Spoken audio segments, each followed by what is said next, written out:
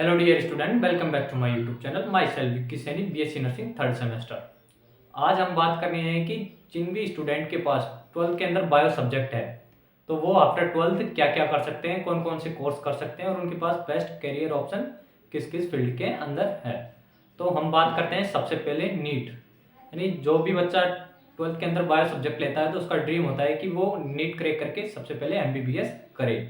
अगर फिर भी वो एमबीबीएस तक नहीं पहुंच पाता है, उसके 1 और 2 ईयर अगर ख़राब हो जाते हैं, फिर वो अगर अलग सोचता है उसके बारे में फिर कौन कौन से कोर्स करें। हम आज छोटे से लेकर सारे बड़े कोर्सों की बात करेंगे, चाहे वो डिप्लोमा कोर्स हो चाहे वो डिग्री कोर्स हो।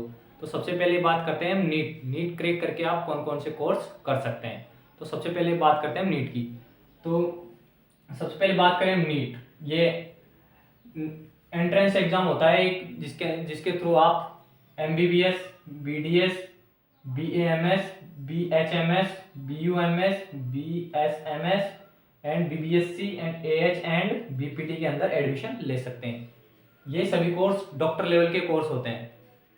इंटीग्रेटेड प्रोफेशनल डिग्री कोर्स होते हैं, 5.5 ईयर के कोर्स होते हैं सारे, जिनको आप नीट का एग्जाम क्रैक करके इनके अंदर एडमिशन ले सकते हैं। अगर आपका भी नीट के अंदर एडमिशन नहीं हो रहा है, नीट की एग्जाम आप बार बार दे चुके हैं, फिर भी अगर आपका नीट के अंदर एडमिशन नहीं हो रहा था, फिर आप क्या करें। तो उसके बाद आपके पास बेस्ट करियर ऑप्शन आता है बीएससी नर्सिंग। सबसे बेस्ट करियर ऑप्शन है बीएससी नर्सिंग। ये भी एक इंटीग्रेटेड प्रोफेशनल डिग्री कोर्स होता है, 4.4 साल का ये कोर्स होता है। इसका course state by state entrance exam होते हैं। जो भी जितने भी स्टेट है इंडिया के अंदर, वो अलग अलग अपना एंट्रेंस एग्जाम कंडक्ट करवाते हैं।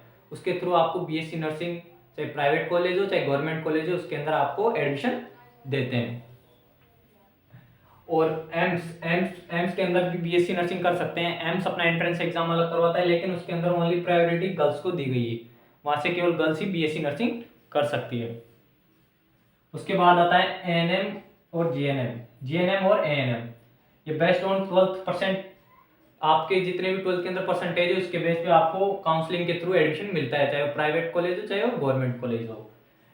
इन दोनों कोर्स को कोई भी स्ट्रीम वाला कर सकता है, जो आर्ट्स वाला, कॉमर्स वाला, बायो वाला, इन दोनों कोर्स। ये भी नर्सिंग लेवल के कोर्स होते हैं। ये दोनों डिप्लोमा लेवल के कोर्स होते हैं। उसके बाद बात करते हैं हम फार्मेसी के अंदर भी एक इंटीग्रेटेड डिग्री कोर्स होता है और एक होता है डिप्लोमा कोर्स, जिनको करने के बाद आप गवर्नमेंट या प्राइवेट फार्मासिस्ट और मेडिकल खोल सकते हैं अपना।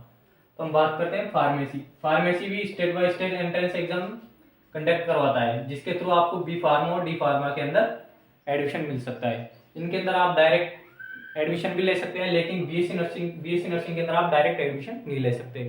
आपको अगर इसके अंदर एडमिशन लेना है तो आपको एंट्रेंस टेस्ट देना पड़ेगा, चाहे वो राजस्थान से आरवीएचएस का हो, चाहे यूपी, बिहार, एमपी, किसी भी स्टेट को आपको एंट्रेंस एग्जाम देना पड़ेगा। एंट्रेंस एग्जाम केवल 2025 के अंदर ये state by state entrance exam लेगी। 2026 से बीएससी नर्सिंग भी नीट के अंदर इंक्लूड कर दी जाएगी। तो आप सोच सकते हैं कि बीएससी नर्सिंग के अंदर भी एक बेस्ट करियर ऑप्शन है आपके पास। अगर आपका नीट में नहीं हुआ या फिर आपको इन कोर्सों में से कोई कोर्स नहीं मिला, आपके कम नंबर आ रहे हैं, तो आप यहाँ पर जा सकते हैं। फार्मेसी भी एक अच्छा डिपार्टमेंट है, आप गवर्नमेंट फार्मासिस्ट बन के बढ़िया सैलरी ले सकते हैं। इसके बाद हम बात करते हैं पैरामेडिकल कोर्स के अंदर भी इंटीग्रेटेड प्रोफेशनल डिग्री कोर्सेज आते हैं, प्लस डिप्लोमा कोर्स भी होते हैं। बहुत सारे डिप्लोमा कोर्स होते हैं और वहीं डिग्री कोर्स भी होते हैं। ये सब करके आप बहुत अच्छा अपना करियर ऑप्शन बना सकते हैं after 12th bye student. Thank you. जय हिंद।